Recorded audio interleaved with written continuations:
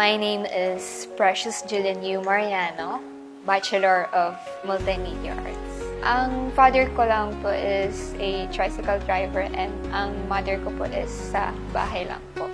As I was studying here in Pangasinan Polytechnic College, it was life-changing po para sa akin kasi I saw a lot of fellow aspiring and talented students na gustong makapagtapos po talaga ng pag-aaral nila.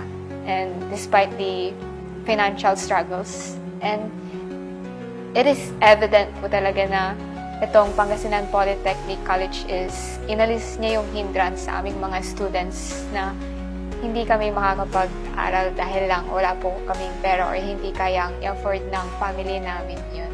Ever since I was just a little kid, I already aspired to be an artist, and not a lot of colleges offer this kind of courses for free. Sobrang gandang opportunity, and it is truly a privilege po kasi as I was studying here, napansin ko yung quality education, yung very inspiring teachers namin, and also nagpapasalamat din po ako na I was given this great privilege po to study for free and maabot po yung dreams ko.